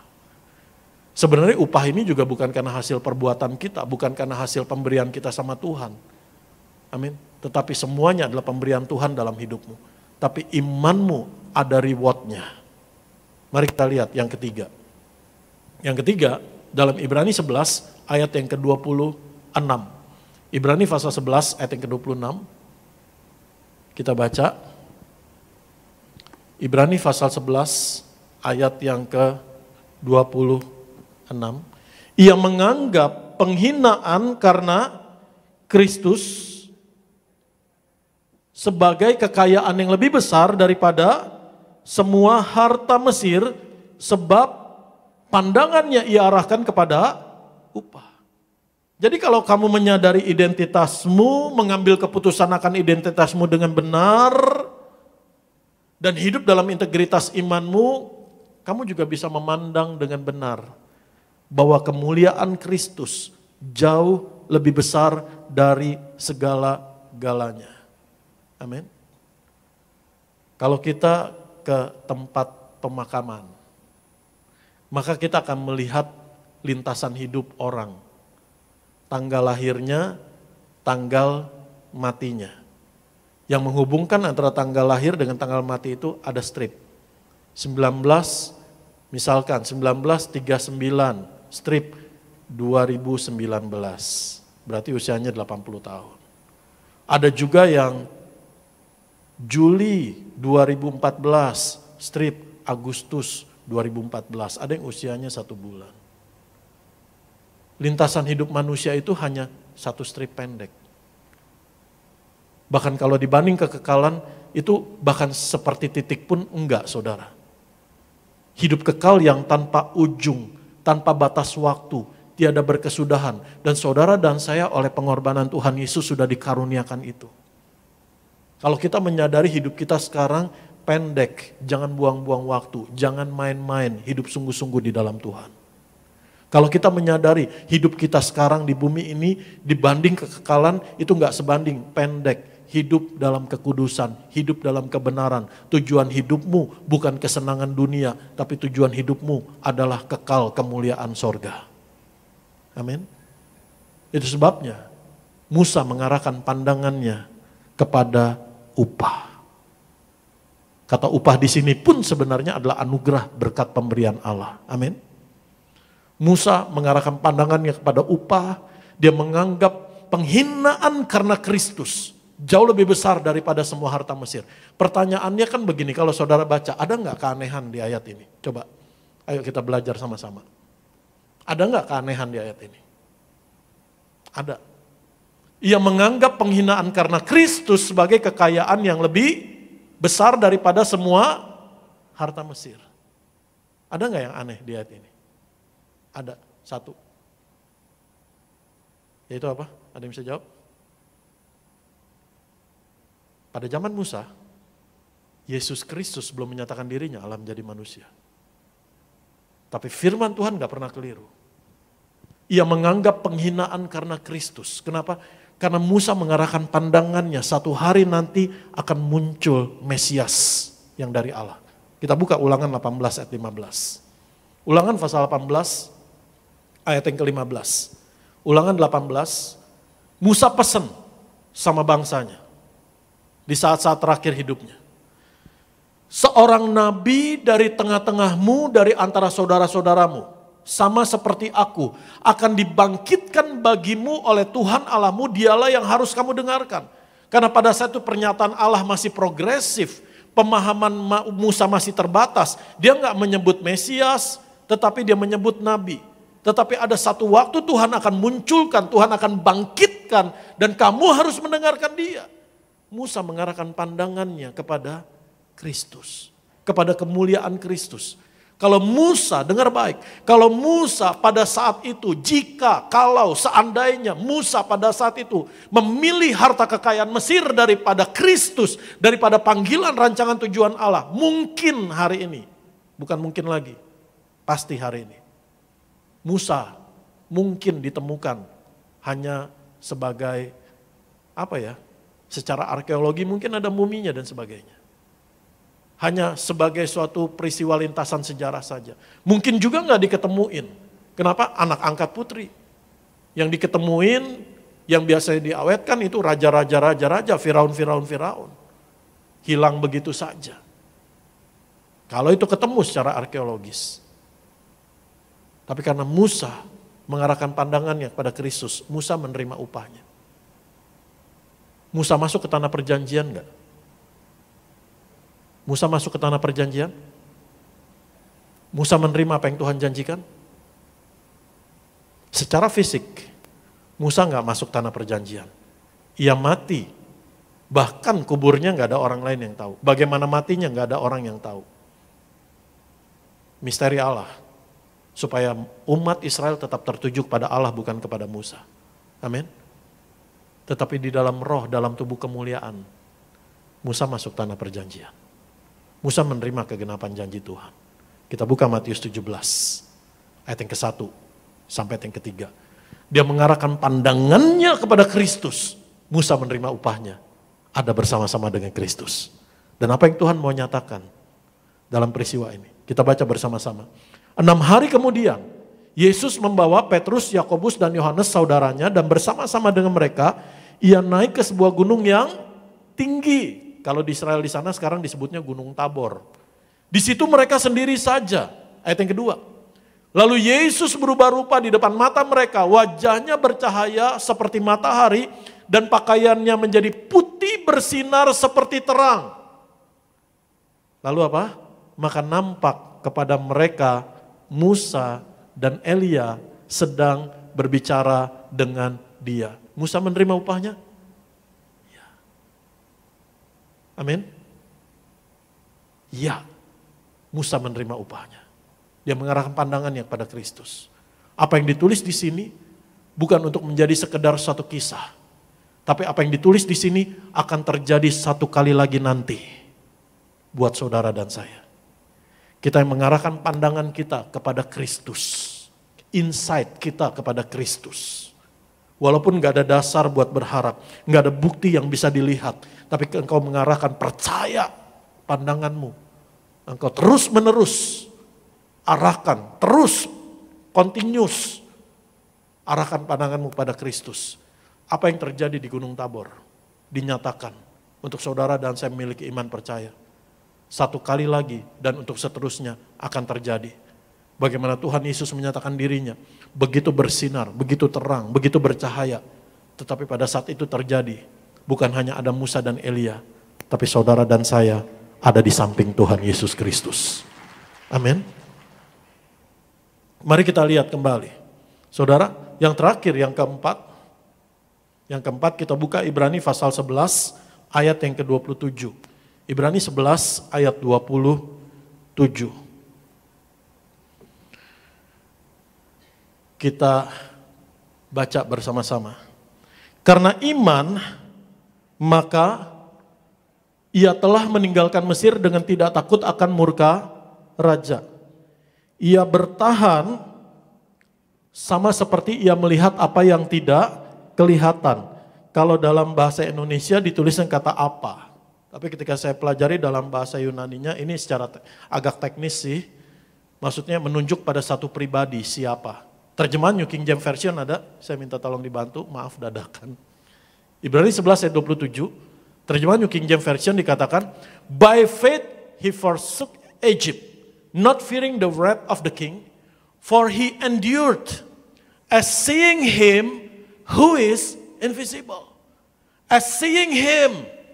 Terjemahan bahasa Indonesia melihat apa yang tidak kelihatan. Bisa diterjemahkan janji Tuhan, rancangan Tuhan. Tetapi dalam bahasa Yunaninya, dalam terjemahan bahasa Inggris lebih tepat saudara. Saya nggak bilang bahasa Indonesia keliru, enggak. Bahasa Indonesia benar. As seeing him who is invisible. Itulah disebut iman. Kenapa? Karena melihat apa yang tidak kelihatan. Musa bertahan. Musa tahan uji. Kalau saudara lihat perjalanan Musa, bagaimana Musa bertahan. Ketika Musa dipanggil oleh Allah, Firaun mengeraskan hatinya. Ini titik startnya ya. Firaun mengeraskan hatinya. Ada 10 tulah yang Tuhan berikan. Tulah pertama, Firaun masih keras hati. Tulah kedua, tulah ketiga, tulah keempat, tulah kelima. Kalau Musa nggak bertahan, mungkin di tulah ketiga, tulah keempat, atau tulah ke-9, Musa bilang ini, Tuhan udah stop deh. Ini orang udah auban banget Tuhan. Udah nggak ada obatnya Tuhan. Ini udah gak mungkin Tuhan. Tapi Musa bertahan, percaya pada panggilan Tuhan, rencana Tuhan, identitas bangsanya yang dipilih oleh Tuhan. Musa bertahan. Dan tulah ke-10. Ketika ada darah tercurah, mereka keluar dari Mesir. Musa menghadapi tekanan, kesulitan, pencobaan, tantangan, baik eksternal maupun internal. Nanti saudara akan ngerti. Mari kita lihat di sana. Setelah baru saja mereka keluar dari Mesir, mereka begitu bersorak, membawa kelimpahan Mesir. Tuhan buat orang Mesir bermurah hati, melimpahkan emas perak mereka, kekayaan mereka. Orang Mesir bilang, udah buru-buru keluar deh, jangan ada tulah ke-11. Buru-buru keluar, kalau kamu gak buru-buru keluar, Ntar ada tulah ke-11, ke-12, ke-13 lebih repot lagi. Alkitab nggak mencatat itu, tapi bisa dibayangin kalau tetangganya orang Mesir kira-kira ngomong gitu. Udah nggak tahan 10 tulah ini. Udah kamu buru-buru keluar, mau apa? Nih ambil. Yang penting cepat-cepat pergi. Kalau kamu nggak pergi, kita yang menderita. Akhirnya mereka melangkah dengan kelimpahan. Baru sebentar mereka bersorak. Apa yang terjadi? Ketemu dengan laut Teberau. Seperti nggak ada jalan. Bagi manusia, seperti nggak ada jalan. Di titik itu. Baru sekali itu. Ntar ke depan masih banyak lagi. Seringkali kita bilang sama Tuhan, Tuhan kok begini? Tuhan udah tolong saya di waktu yang lalu. Tuhan udah tuntun saya untuk ngambil pekerjaan ini. Tuhan udah tuntun saya untuk ada di sekolah ini, di studi ini. Tuhan udah menolong keluarga saya. Tapi kenapa kok keluarga saya sekarang ngalamin begini? Kok kenapa saya ketemu di tempat pekerjaan orang-orang yang menekan saya? Ada banyak orang yang mulai kecewa karena nggak bertahan dalam imannya. Tuhan kenapa? Tuhan kok begini? Tapi Musa bertahan. Karena memang rancangan Tuhan, Tuhan mau menyatakan kemuliaannya. Tuhan sengaja membimbing mereka berhadapan dengan laut Teberau untuk Tuhan buka jalan di tanah yang kering. Deg-degan iya. Di depan laut Teberau, di belakang Mesir mengejar. Secara logika manusia, nggak ada jalan. Tapi Tuhan yang buka laut Teberau. Dan Tuhan yang menenggelamkan Mesir di belakang. Katakan amin. Musa bertahan, melihat apa yang tidak kelihatan. Melihat dia yang tidak kelihatan memimpin, berjalan di depan. Katakan amin. Wah, saudara udah manggut-manggut. Wah, luar biasa. Ini baru babak pertama, Pak. Bu, keluar dari Mesir apa yang terjadi? Keluar dari laut Teberau. 3 hari mereka memuji menyembah Tuhan. 3 hari bensinnya habis. Makanan mereka habis, minuman mereka habis. Mereka bersungut-sungut sama Tuhan. Musa ngalami tekanan, pemberontakan. Kalau dari luar sih, mungkin seringkali kita katakan, Pak kalau ngalami masalah dari luar sih kami kompak. Ini dari dalam sendiri Pak, mengkhianati. Ini dari dalam sendiri Pak, ngecewain. Ini dari dalam sendiri Pak, bikin sakit hati. Kan begitu. Musa ngalamin eksternal dan internal. Mereka memberontak kepada Musa. Barusan saja ngalami mujizat Tuhan yang luar biasa. Tapi Musa bertahan, Musa berseru kepada Tuhan. Di Mara dan Elim Tuhan menyatakan air yang pahit Tuhan ubah menjadi manis. Tuhan tunjukkan di Mara dan Elim, di tengah padang gurun apa yang mustahil, Tuhan menyediakan sumber daya. Di tanah yang kering, Tuhan menyediakan berkat terbaik. 70 pohon kurma dan 12 sumur. Suku bangsa Israel ada 12. Artinya setiap suku satu sumur, gak kekurangan saudara. Gak berebutan. Keluar dari Mara dan Elim, mereka mengalami mujizat Tuhan. Tuhan menyembuhkan mereka di sana. Ada janji Tuhan, Jehovah Rafa, akulah Tuhan yang menyembuhkanmu. Amin. Keluar dari sana, mereka berjalan di padang gurun. Kembali mereka memberontak pada Tuhan. Mereka bersungut-sungut, mereka bergerutu. Musa bertahan. Melihat apa yang tidak kelihatan. Melihat dia Allah yang tidak kelihatan, dia menuntun. Walaupun Tuhan menyatakan tiang awan, tiang api, tapi Musa nggak tahu pribadi Tuhan itu kayak bagaimana, tapi Musa percaya. Amin. Di padang gurun ketika mereka memberontak untuk makanan, Tuhan kirim roti mana. Setiap hari, roti yang terbaik, berkat yang terbaik, bahan makanan yang terbaik. Saya mau katakan selama 40 tahun mereka di padang gurun, benar secara literally mereka ada di padang gurun. Tapi sesungguhnya mereka ada di padang makanan. Kenapa? Karena setiap hari mereka buka pintu kemah mereka. Sejauh mata memandang yang mereka lihat makanan yang Tuhan sediakan. Karena menutupi seluruh kemah itu. Dan kemah itu 2 juta orang. Jadi kalau dari sini Kelapa Gading sampai Ancol, sampai ke Bonjeruk itu masih hamparan roti mana. Yang terjadi apa? Mereka di sana sudah menyatakan mengalami mujizat Tuhan. Kembali lagi di Masa dan di Meriba, mereka kehabisan air. Musa digerutu, Musa mau dijatuhkan, Musa dikata-katain, Musa mau dilemparin batu. Tapi Musa bertahan. Dia berseru sama Tuhan. Dan di Masa dan Meriba, dari batu karang Tuhan mengalirkan air. Jadi jangan bimbang, kenapa? Karena Tuhan punya cara yang kita nggak akan pernah bisa terpikir. Amin. Lalu selesai di masa dan Meriba, mereka menghadapi apa? Sekarang eksternal, peperangan melawan, jangan dekat-dekat situ, masih di sini. Ini orang Amalek. Saya melangkahnya terlalu cepat. Saya bisa undang pemain musik mimpin pujian. Musa ketemu dengan orang Amalek. Mereka bukan bangsa yang berperang. Mereka bangsa budak. Mereka nggak tahu gimana pegang pedang. Mereka nggak dilatih untuk perang. Di Mesir mereka ditekan, ditindas habis-habisan. Tetapi Tuhan memberi kemenangan. Musa mengangkat tangannya, maka kuatlah bangsa itu. Kalau Musa turunin tangan, orang Amalek yang lebih kuat, saudara. Musa disanggah oleh Hur dan juga oleh Harun. Dan Yosua yang maju berperang. Dan Tuhan yang beri kemenangan. Musa bertahan melihat apa yang tidak kelihatan. Melihat dia yang tidak kelihatan. Lalu selesai dari orang Amalek. Apa yang terjadi? Musa dibawa naik oleh Tuhan ke Gunung Sinai. Ketika Musa lagi mengalami momen-momen yang sangat indah dengan Tuhan. Turun ke bawah yang dia lihat apa? Pemberontakan umatnya. Bikin anak lembu emas. Kalau Musa saat itu kecewa, nggak bertahan, sakit hati. Musa mungkin udah bilang ini, percuma gue bawa keluar. Nggak tahu diri semua. Udah berhenti sini aja. Urusan semua pada urusannya ke depan bodo amat. Enggak. Musa karena mengasihi umatnya. Musa bertahan. Karena Musa mengasihi Tuhan. Musa bertahan. Amin. Lalu apa yang terjadi? Dan Tuhan bawa mereka terus berjalan dalam kegenapan janji Tuhan. Mendekat ke seberang sungai Yordan. Udah dekat banget sama tanah perjanjian. Tetapi di Kades, mereka memberontak kembali kepada Tuhan. Dikirim 12 pengintai, 10 bawa kabar buruk. Hanya Yosua dan Kaleb yang menyampaikan apa yang menjadi janji Tuhan. Dan di situ mereka dikatakan udah patah hati dengan Tuhan. Pada saat keadaan begitu, Musa dikata-katain, Musa, wah udah kondisi ekstrim deh.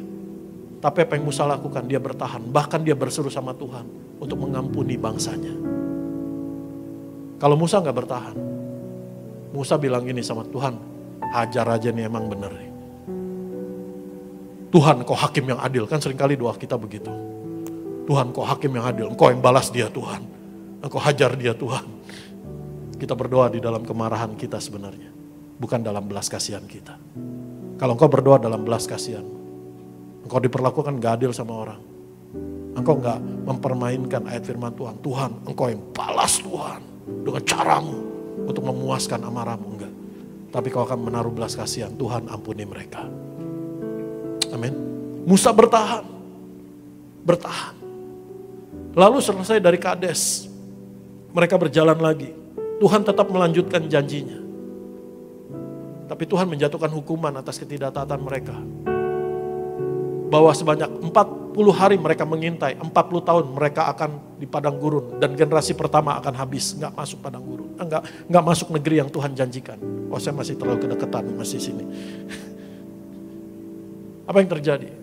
Kembali lagi dalam perjalanan ini. Musa mengalami pemberontakan, kudeta. Ada Korah, ada Datam, ada Abiram. Di dalam kitab Bilangan, bahkan 250 pemimpin yang biasanya ketemu Musa. Pak Musa, siapa? Hormat Pak. Tapi mereka bersekutu, mereka bersepakat untuk memberontak kepada Musa.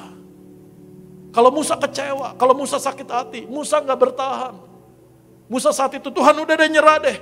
Ini udah berapa kali Tuhan? Kalau yang kemarin-kemarin sih mendingan, ini udah lebih banyak lagi yang ngeberontak. Bahkan pemimpin-pemimpin yang Musa tunjuk, berbalik arah kepadanya.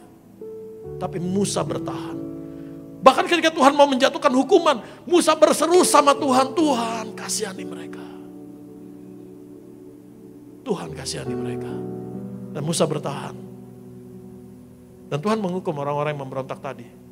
Ditelan, bumi terbuka. Dan menelan mereka. Dan Tuhan tetap melanjutkan janjinya kepada Musa. Lalu selesai dari situ. Mereka ketemu dengan orang Amori. Orang Basan. Negeri-negeri yang kuat. tapi Tuhan beri kemenangan. Mereka ketemu lagi dengan orang Midian. Tuhan beri kemenangan. Musa bertahan. Musa bertahan karena iman. Karena iman percaya akan penyertaan dan tuntunan Tuhan. Musa bilang gini satu kali di Keluaran pasal 33. Ada lagunya yang sering kita nyanyikan. Jika kau tak bersertaku, ku tak mau berjalan. Tuhan, kalau engkau nggak bersama-sama dengan kami nggak mau berjalan dari sini. Kami perlu penyertaan Tuhan. Musa bertahan karena dengan iman dia percaya penyertaan tuntunan Tuhan saja. Musa bertahan menjadi tahan uji karena mengenal Tuhan dengan benar. Karena pegang, percaya akan janji Tuhan, itu akan digenapi apapun situasi keadaan sekarang. Musa bertahan karena punya pengharapan. Dan Musa bertahan karena dia mengasihi Tuhan lebih dari apapun. Apapun keadaanmu hari-hari ini. Apapun situasimu. Mungkin kau sedang mengalami ketika saya merenungkan firman Tuhan ini. Seperti Tuhan menyampaikan satu hal pada saya. Ada di antaramu mungkin di tempat ini atau di rumah yang sedang berkata, Tuhan, dalam keadaan ini saya udah gak sanggup bertahan lagi. Saya udah gak kuat lagi Tuhan. Melihat apa yang tidak kelihatan. Hidupmu bukan kebetulan. Ada janji Tuhan, ada rancangan Tuhan, ada tujuan Tuhan Yesus dalam hidupmu. Bertahan. Percaya ada penyertaan dan tuntunan Tuhan. Miliki pengharapan akan janji Tuhan. Kalau janji Tuhan itu masih belum digenapi, itu waktunya engkau tetap bertahan dan tetap percaya, tetap memuji, tetap berdoa, tetap menyembah Tuhan. Dan sekalipun janji itu telah digenapi, tetap percaya dan tetap bersyukur sama Tuhan. Amin. Hanya bertahan. Tuhan gak minta engkau untuk hal yang lain-lain. Kalau saudara lihat dalam Efesus pasal yang ke-6, dalam peperangan rohani, yang Tuhan minta apa? Engkau berdiri teguh. Tuhan gak bilang bagaimana engkau ahli memainkan pedangmu. Yang Tuhan minta hanya engkau berdiri teguh dan berjalan memberitakan Injil. Bertahan. Melihat apa yang tidak kelihatan. Karena mungkin apa yang kau lihat hari ini, apa yang kau dengar hari ini, ya memang mengerikan. Memang menyesakan, memang menyakitkan. Tapi bertahan melihat apa yang tidak kelihatan. Dan memandang Yesus yang berjalan di depanmu selalu buka jalan bagimu. Yang tahu yang lebih baik untuk terjadi dalam hidupmu. Yang sanggup pulihkan hidup saudara dan saya. Ada Tuhan Yesus yang menolong kita dengan setia. Katakan sama saya, bertahan. Jangan nyerah. Jangan kecewa. Jangan ngambek sama Tuhan. Jangan sungut-sungut. Tuhan, kalau Tuhan udah nolong waktu itu, kenapa Tuhan izinkan sekarang kok terjadi begini? Kenapa Tuhan? Kenapa Tuhan gak buat semua smooth? Mana Tuhan? Jangan, bertahan saja. Bertahan. Amin. Apa yang membuat Musa bertahan? Ya tadi sebutkan, karena percaya akan janji Tuhan, karena pengharapan, karena percaya tuntunan Tuhan, karena mengasihi Tuhan lebih dari apapun. Tapi Tuhan nyebut, ada bagian dari Musa, kenapa Tuhan pilih Musa, dan Musa bertahan. Bilangan pasal 12 ayat yang ketiga. Bilangan pasal 12 ayat yang ketiga. Yang terakhir, kita bangkit berdiri. Kita baca bersama-sama. Nanti tolong ditampilkan poin demi poin lagi, kesimpulannya. Saya akan bacakan lagi. Kita baca bersama-sama. 1, 2, 3. Adapun Musa, ialah seorang yang apa? Sangat lembut hatinya. Lebih dari setiap manusia yang ada di atas muka bumi. Jadi untuk bertahan, bukan diperlukan orang-orang yang keras hati, tapi orang-orang yang lembut hati, yang hatinya hancur di hadapan Tuhan. Amin. Bertahan. Ketika waktu saya kecil sampai sekarang sih masih ada, saya nggak sebutin mereknya lah. Ada mainan mobil-mobilan yang ada treknya dari plastik ditaruh. Dulu kalau orang yang lebih mampu, lebih kaya, dia akan setel, setting dengan bahan-bahan yang paling bagus. Tapi ternyata nggak jaminan. Cepet, tapi begitu terbalik atau keluar lintasan, gugur. Tapi yang walaupun kelihatannya lebih lambat, tapi mencapai garis finish dan bertahan, dia yang dinyatakan sebagai pemenang. Seringkali kita pengen cepat. Tuhan maunya begini, Tuhan waktunya begini. Tapi berjalan dalam jalannya Tuhan, berjalan di tracknya Tuhan, berjalan dalam rancangannya Tuhan. Mungkin orang lain dengan segala caranya sendiri, dengan segala keahliannya sendiri, dengan segala cara tipu-tipunya sendiri, kelihatan lebih cepat tapi akan mental. Tapi saudara, sekalipun kelihatan lebih lambat, tapi engkau akan bertahan dan sampai kepada garis akhir kemenangan. Bertahan. Apapun keadaanmu hari ini, karena iman. Ada Tuhan Yesus yang menolong kita dengan setia. Saya simpulkan kebenaran firman Tuhan pada pagi hari ini. By faith. Biar hari ini imanmu seperti musik tadi, ada instrumennya bunyi. Dan hari ini dengan imanmu, hidupmu bunyi. Betul? Untuk menikmati janji Allah. Berjalan dalam tuntunan Tuhan, berjalan dalam rancangan Tuhan. Mengalami kasih kebaikan Tuhan. Bukan berarti gak ada tantangan. Tantangan udah disebutin tadi, eksternal, internal. Bertahan. Yang pertama, sadari identitasmu. Dan selalu ambil keputusan yang benar akan identitasmu. Renungkan firman Tuhan, di situ engkau menemukan identitasmu. Semakin engkau mengenal Tuhan, semakin engkau mengenal siapa dirimu. Karena kamu diciptakan menurut gambar dan rupanya. The more you know God, the more you know who you are. Dan semakin saudara dan saya menyadari, tahu siapa diri kita di dalam Tuhan Yesus, semakin hidupmu dimerdekakan dan mengalami kepenuhan Kristus. Yang kedua, hidup dalam integritas imanmu sesuai identitasmu. Anak-anak terang, anak-anak Allah, tidak hidup secara duniawi. Karena engkau adalah warga kerajaan surga. Yang ketiga, memiliki insight, pandangan yang benar, mengarahkan kepada kemuliaan kekal, jauh lebih besar dari apapun, tidak menukar dengan tawaran dunia, atau kesenangan sementara dari dosa, yang hanya sesaat.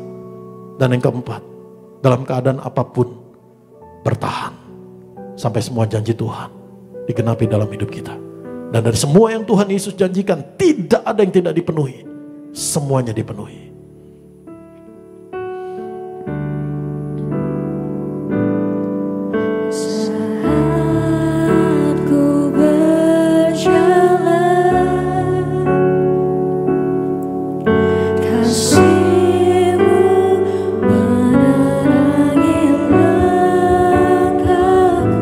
Terima kasih Tuhan Yesus.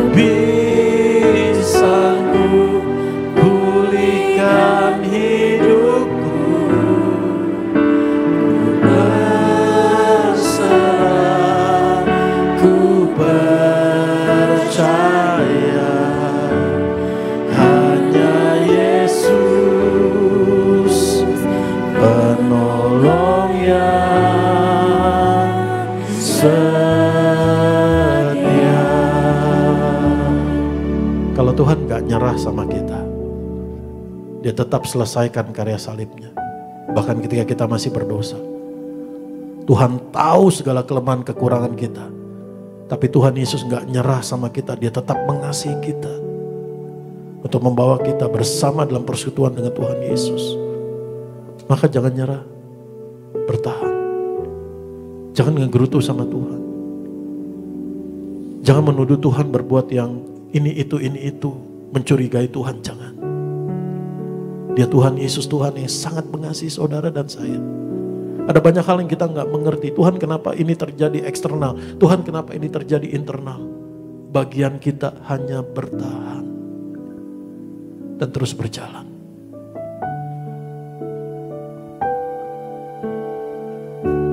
Karena ada kasih Tuhan yang menerangi kita.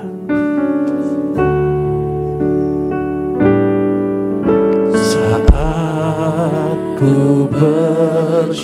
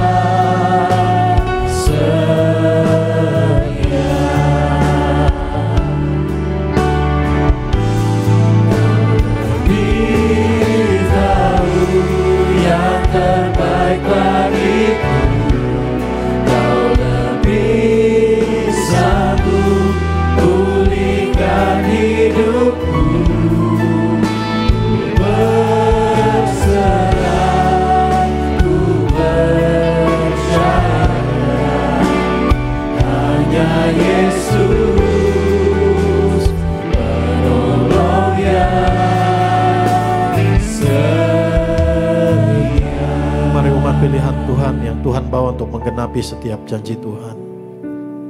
Angkat pujian ini. Kau lebih baik bagiku, lebih sanggup pulihkan hidupku. Ku berserah, ku percaya. Hanya Yesus penolong yang setia.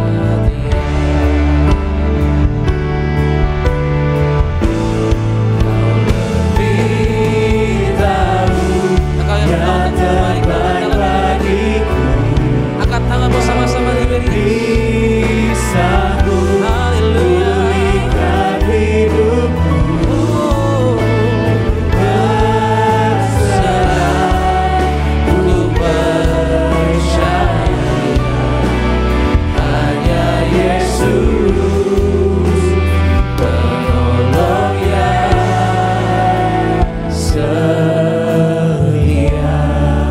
Tepuk tangan yang paling dahsyat bagi Tuhan Yesus Kristus. Dan sama-sama kita akan masuk di dalam sakramen perjamuan kudus. Kita akan menyatu dengan tubuh dan darah Kristus pada pagi hari ini. Saya mengundang stage jemaat Tiberias, mari saudara kita bangkit berdiri. Kita akan pujian tubuhmu dan darahmu Tuhan Yesus. Haleluya.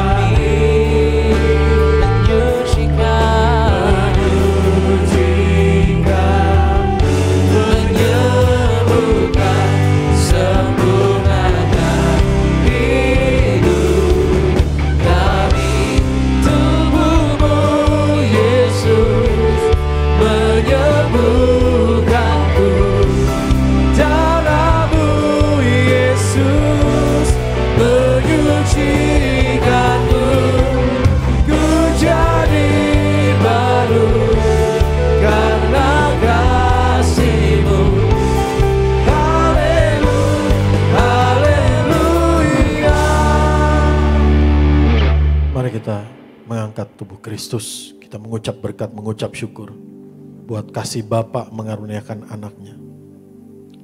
Yesus Kristus Tuhan menyelamatkan hidup kita. Dan di dalam Kristus kita menerima semua berkat warisan kerajaan sorga. Kita mengucap syukur buat pengorbanan Tuhan Yesus yang menyelamatkan, mengampuni kita, membawa kita dalam persekutuan dengan Tuhan Yesus sekarang dan kekal selamanya di sorga. Dan kita mengucap berkat semua hasil pengorbanan penyelesaian Tuhan Yesus bagi kita.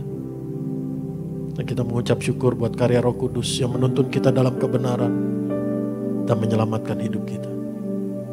Dalam nama Tuhan Yesus, kami mengucap syukur dan mengucap berkat. Inilah tubuh Tuhan Yesus Kristus yang hancur, ditombak, ditikam di atas kayu salib. Tuhan Yesus mati dan bangkit untuk membangkitkan kami pada akhir zaman, untuk mengaruniakan kami hidup kekal di dalam kerajaan sorga bersama Tuhan Yesus sepanjang masa. Betapa Tuhan Yesus sangat mengasihi kami.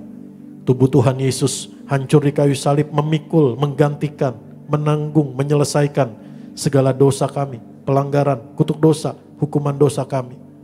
Tubuh Tuhan Yesus menanggung, menyelesaikan, memikul, menggantikan segala penyakit, penderitaan, kelemahan, segala kesesakan, segala kesengsaraan kami. Oleh tubuh Tuhan Yesus kami diselamatkan, kami disembuhkan. Dari ujung rambut ujung kaki sehat sempurna, tidak terkapar sakit, tidak terkapar di meja operasi, tidak pikun, tidak lumpuh, tidak koma, tidak terkapar di ruang ICU. Oleh tubuh Tuhan Yesus kami bersama keluarga kami, tubuh kami disembuhkan, jiwa kami dipulihkan. Ada kelegaan, ada kelepasan, ada damai sejahtera, ada ketenangan, ada ketentraman, ada keamanan, ada sukacita. Dalam nama Tuhan Yesus, roh kami dipenuhi Tuhan Yesus Kristus. Dan keluarga kami, hidup kami terpelihara sempurna di dalam kekuatan Tuhan Yesus sampai Tuhan datang kembali. Dalam nama Tuhan Yesus inilah tubuh Tuhan Yesus Kristus, Tuhan dan Juru Selamat kami.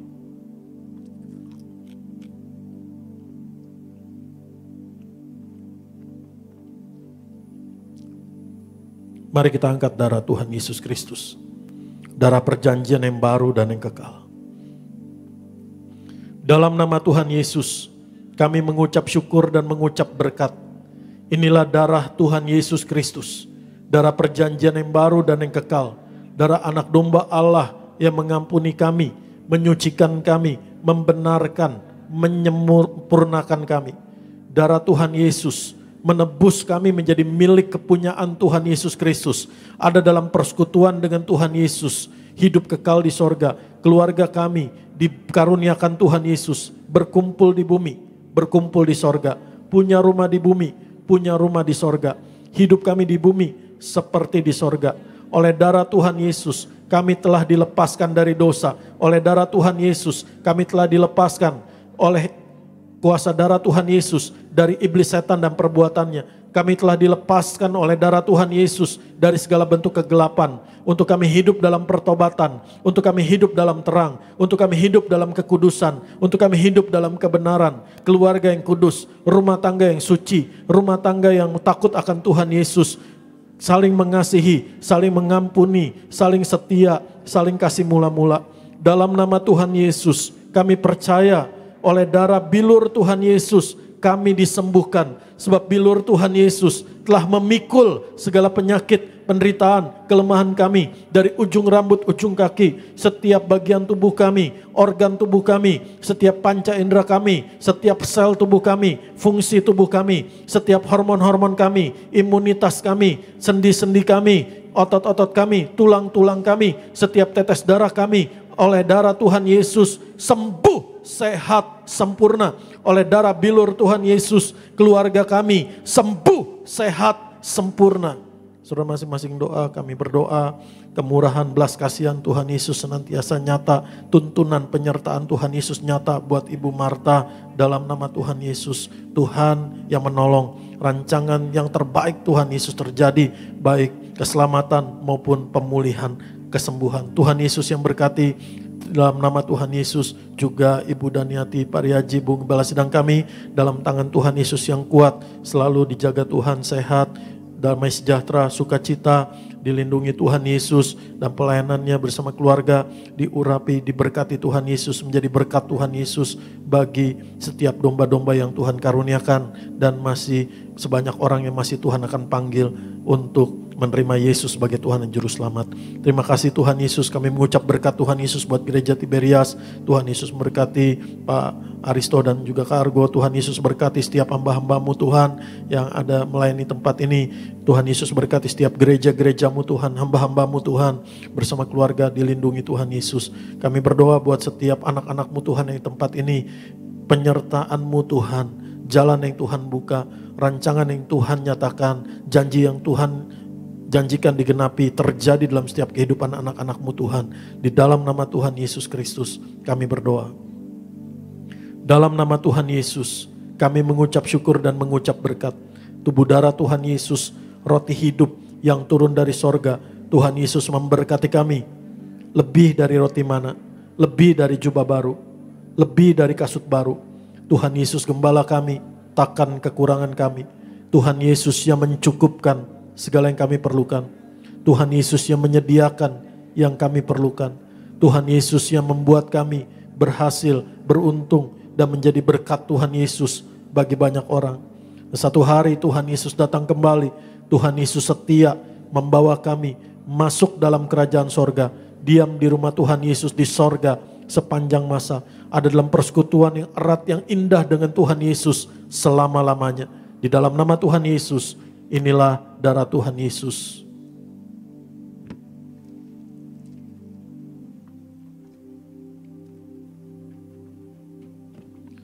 Terima kasih Tuhan Yesus buat setiap tetes tubuh darah Tuhan Yesus yang membawa kami ada dalam Tuhan Yesus. Tuhan Yesus dalam kami, tidak ada yang bisa memisahkan kami dari kasih Tuhan Yesus. Tuhan Yesus berkati setiap tetes minyak zaitun, minyak urapan ini, surut firman-Mu Tuhan Yesus, oleh kasih kuasa-Mu Tuhan Yesus, di dalam nama-Mu Tuhan Yesus, dan dengan iman yang tertuju padamu Tuhan Yesus, di mana minyak urapan dioleskan, dicurahkan, diteteskan, diurapi, berkat, mujizat, kemuliaan Tuhan Yesus dinyatakan, kasih Tuhan Yesus dinyatakan, kuasa Tuhan Yesus dinyatakan, dan Tuhan Yesus dipermuliakan.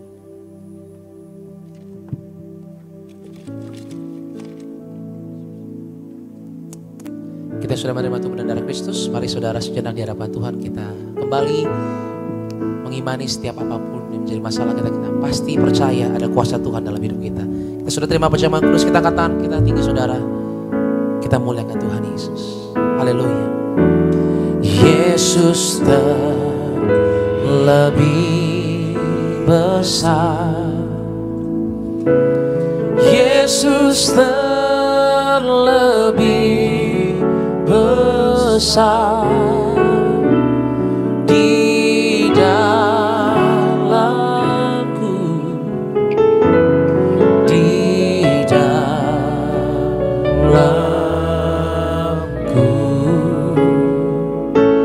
Yesusku, Yesus terlebih besar, Yesus terlebih besar di dalamku